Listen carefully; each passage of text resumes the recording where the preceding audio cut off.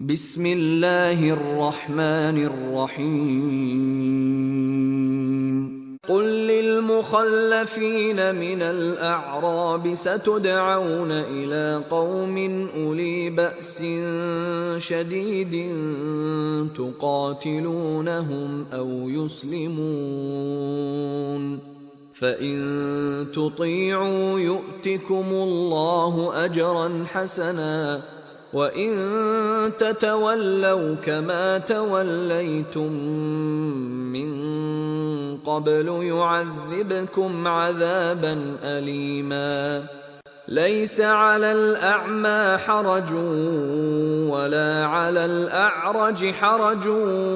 ولا على المريض حرج ومن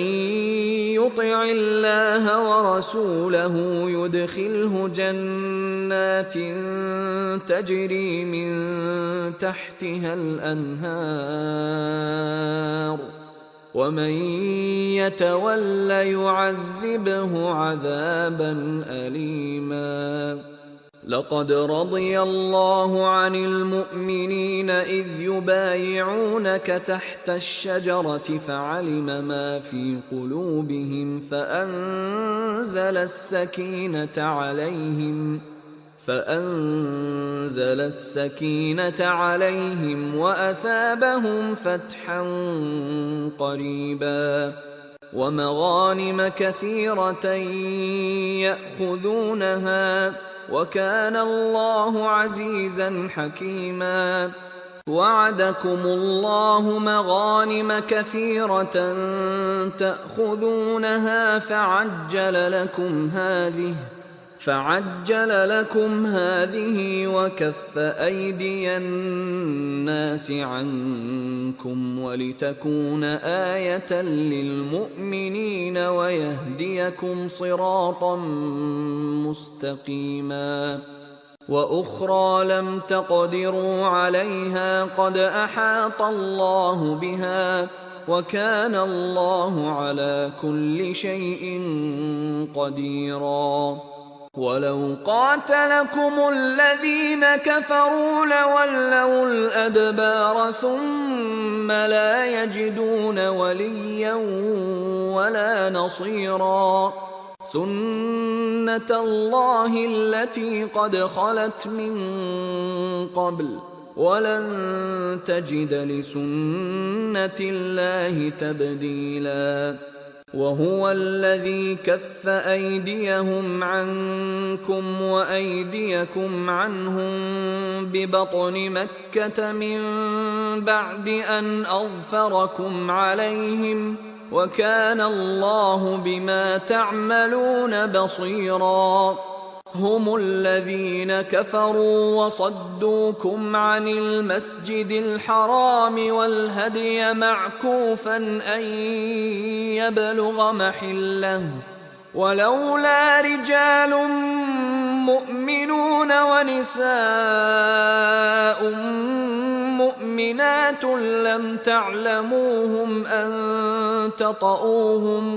لم تعلموهم أن تطؤوهم فتصيبكم منهم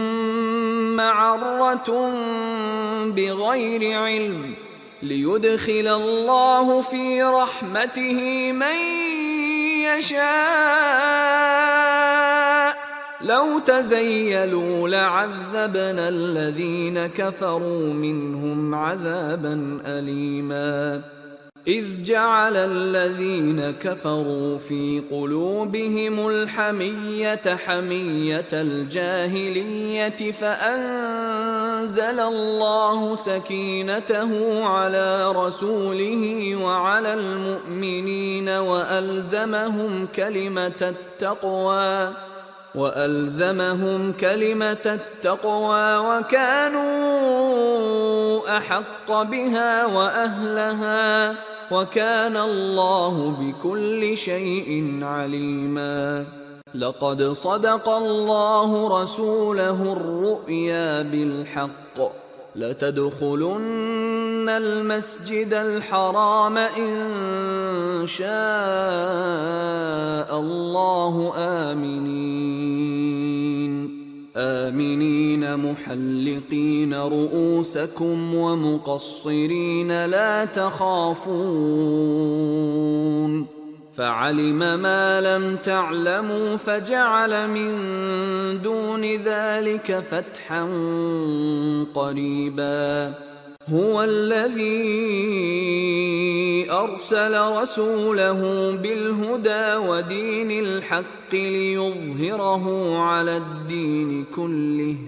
وكفى بالله شهيدا محمد رسول الله